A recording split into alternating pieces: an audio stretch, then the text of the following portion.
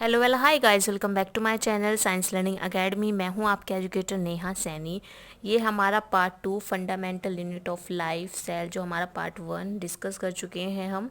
आज हम इसका पार्ट 2 डिस्कस करेंगे, यानी कि हम आज डिस्कस करेंगे सेल की स्ट्रक्चर। ठीक है, देखो जैसे आपको पता ही है, सेल मेनली 3 बेसिक करेक्टरिस्टिक्स होते हैं एक सेल के, कि उस सेल के पास क्या होने चाहिए, एक सेल मेम्ब्रेन होनी चाहिए। ठीक है, और जैसे बैक्टीरिया या फंजाई है, उनके पास क्या होती है, सेल वॉल होती है, या तो सेल मेम्ब्रेन हो या सेल वॉल हो। ठीक है, फिर उसके बाद ये तो क्या होगा, एक बेसिक करेक्टर हो गया। सेकंड है, इसके पास क्या होना चाहिए, एक न्यूक्लियस होना चाहिए।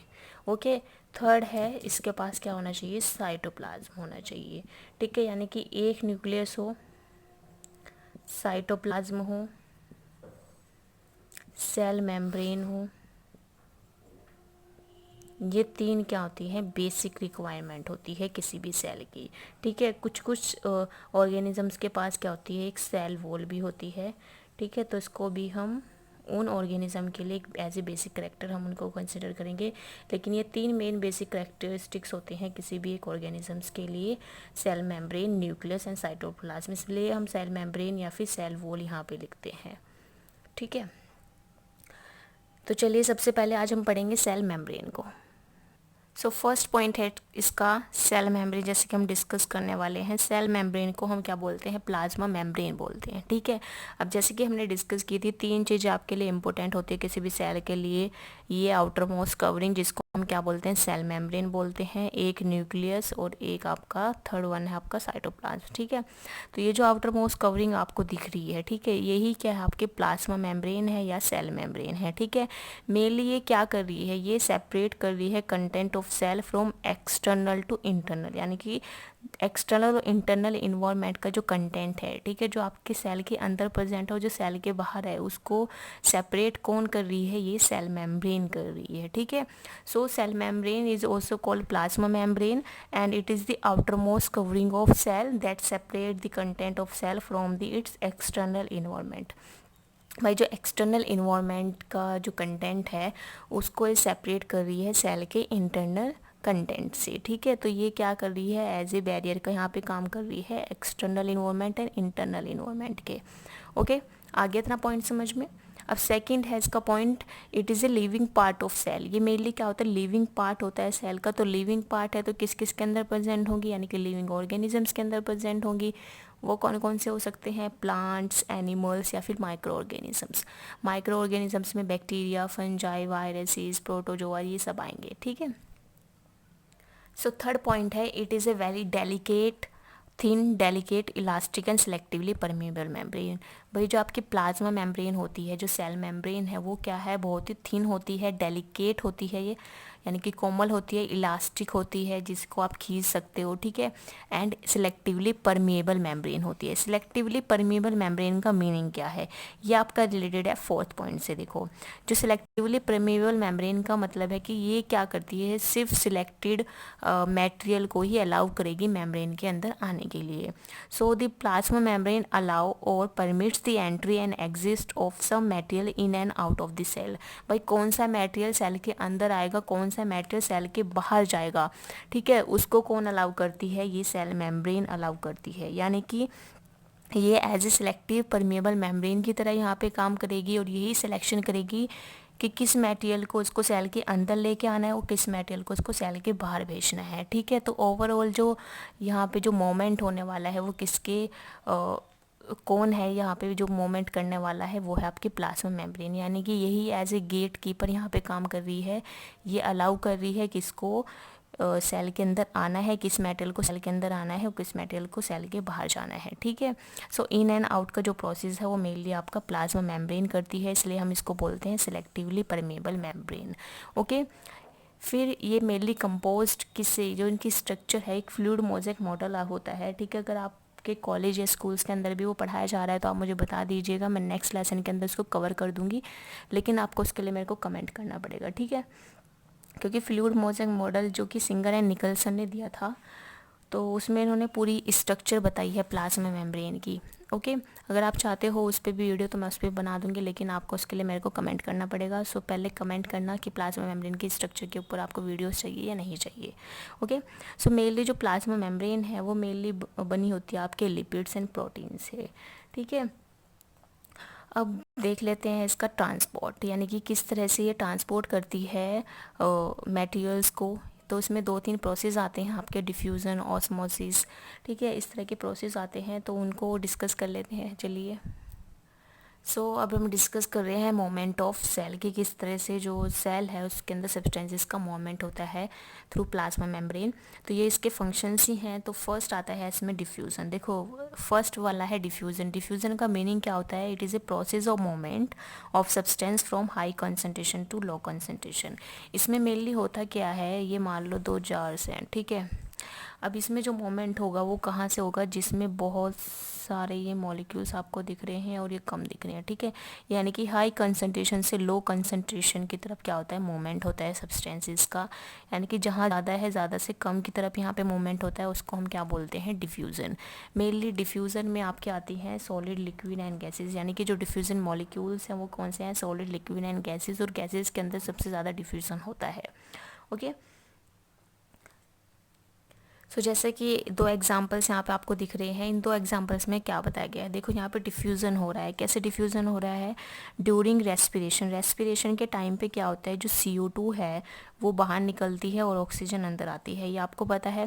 तो सबसे पहले हम देखेंगे CO2 का मूवमेंट। देखो, जो CO2 है वो मूविंग आउट होती है फ्रॉम दिस सेल। कैसे होती है भाई?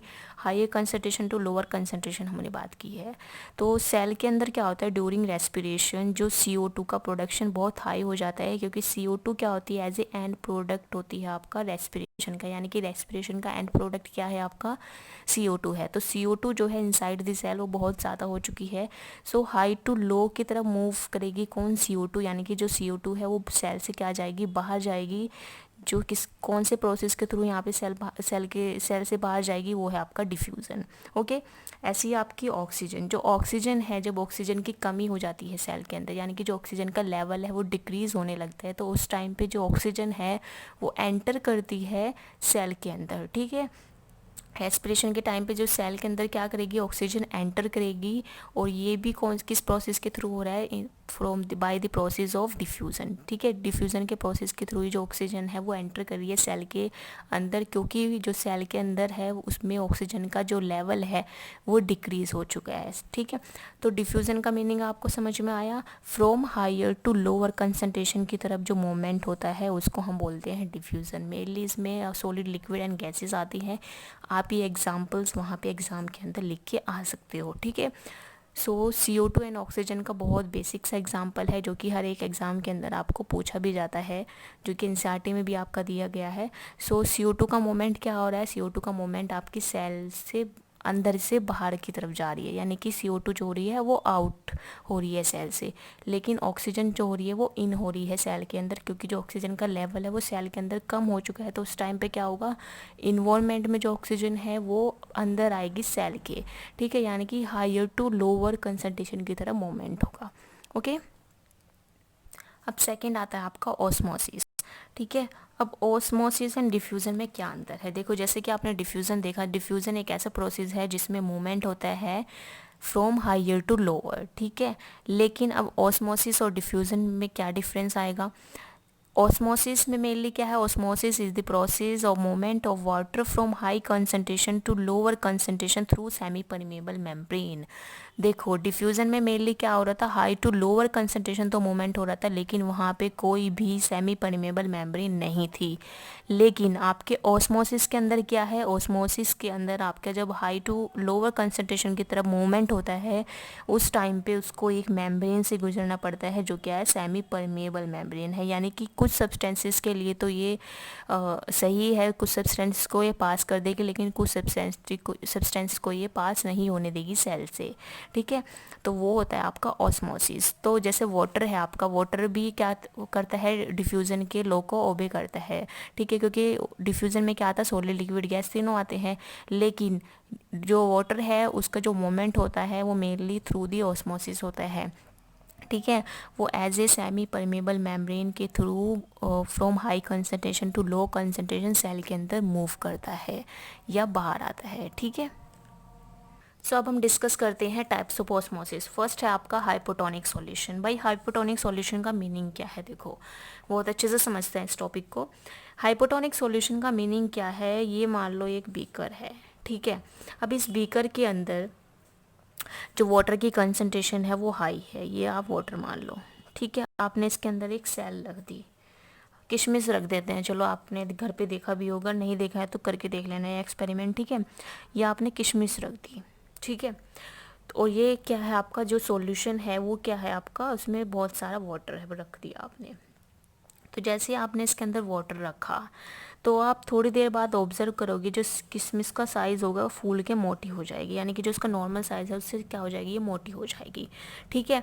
तो इसने क्या किया, इसका मतलब क्या है, जो वाटर का मोमेंट है वो हाई टू लो की तरफ उसमें वाटर का मोमेंट हुआ है। दैट मीन्स जो ये सॉल्यूशन था, जो ये वाटर का जो सॉल्यूशन हमने यहाँ रखा है, इस वाटर के अंदर बहुत ही कम मात्रा में कुछ भी मिलाया गया है, जैसे कि सॉल्ट वगैरह मिला दिया गया है, या फिर ये बिल्कुल डाइल्यूट सॉल्यूशन है, ठीक है। इसके अंदर कोई भी ऐसा कंसनट्रेटेड सब्सटेंस नहीं मिला हुआ है जैसे कि चीनी, ठीक है। तो ये जो वाटर है ये क्या है, बहुत ही डाइल्यूट सॉल्यूशन था, तो इस वजह से क्या हुआ, ये यहाँ पे जो ये आपकी किशमिश है वो फूल के इतनी मोटी हो गई, ठीक है। यानी कि इसने क्या किया, वाटर का मूवमेंट किया from high concentration to low concentration, okay. High to low concentration यहाँ पे वो वाटर का मूवमेंट हुआ, ठीक है। तो हाइपोटोनिक सॉल्यूशन का मतलब क्या होता है, हाइपोटोनिक सॉल्यूशन का मतलब है कि जो वहाँ का सॉल्यूशन है, जो ये वाटर का सॉल्यूशन था, ये बहुत ही डाइल्यूट सॉल्यूशन था, और इसकी वजह से जो सेल है वो स्वेलअप कर गई, यानी कि उसने इंक्रीज कर लिया खुद को वॉल्यूम के केस में, यानी कि खुद का वॉल्यूम बढ़ा लिया, ओके।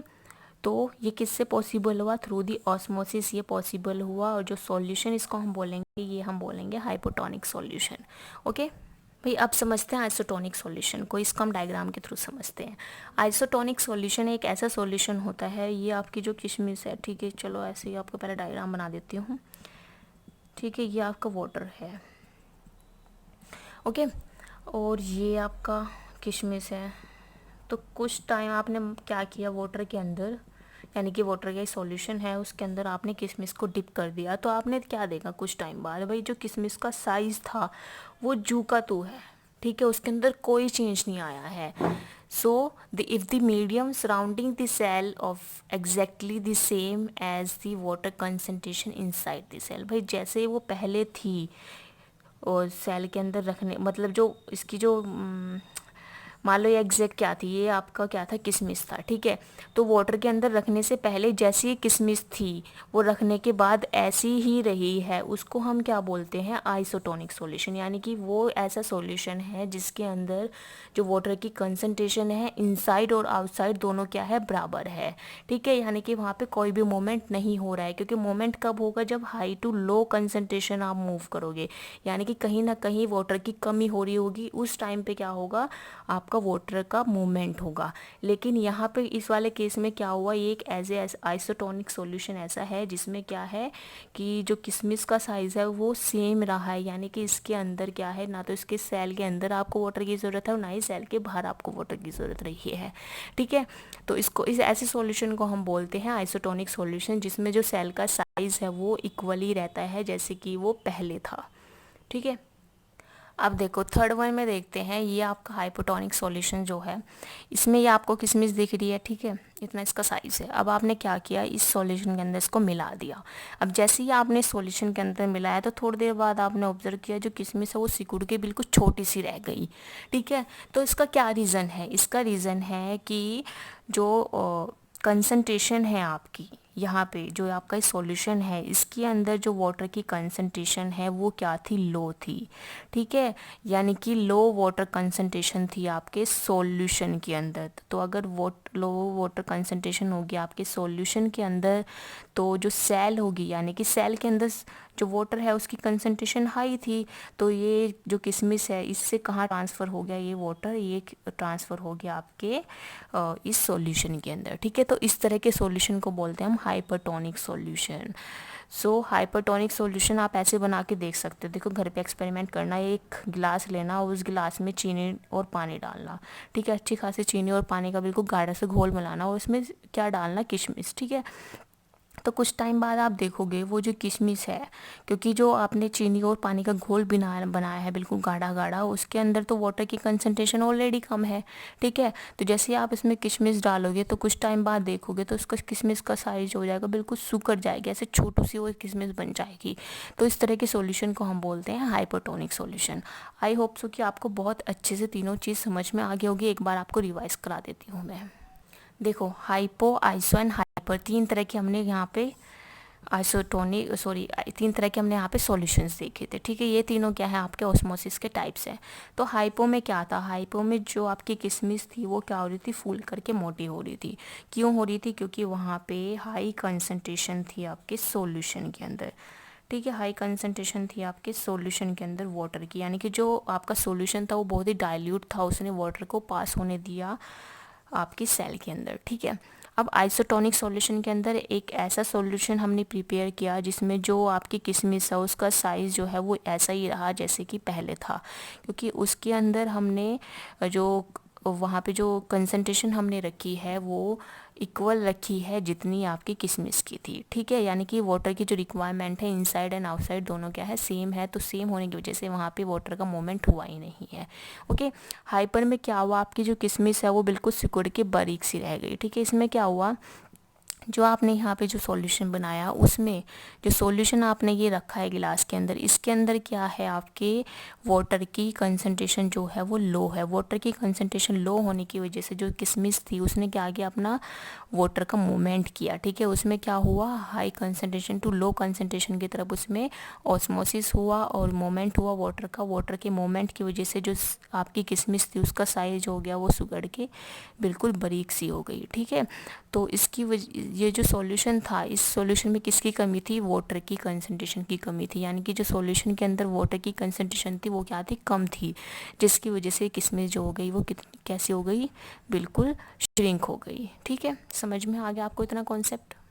तो चलिए आज का लेसन हम यहीं पे आपका समाप्त करते हैं, क्योंकि बहुत लंबी वीडियो हो गई है आपकी इस लेसन से। तो आज हमने सिर्फ प्लाज्मा मेम्ब्रेन कवर किया है, देखो कितना बड़ा है आपका प्लाज्मा मेम्ब्रेन। तो नेक्स्ट क्लास के अंदर हम आपका cell wall and nucleus and cytoplasm तीनों कवर करेंगे, ठीक है। सो मिलते हैं नेक्स्ट क्लास में। Thank you to all. अगर आपको लेसन्स अच्छे लग रहे हैं तो please subscribe my channel science learning academy. Video को लाइक कीजिए, इतना लाइक करो कि भाई देखने वाला भी देखता रह जाए, ठीक है। लाइक करना है, शेयर करना है वीडियो को, और मिलते हैं नेक्स्ट क्लास में। और प्लीज़ सब्सक्राइब ज़रूर कर लेना, क्योंकि 93% लोग अभी भी ऐसे हैं जो वीडियो देखते हैं लेकिन सब्सक्राइब नहीं करते हैं। So please please subscribe my channel.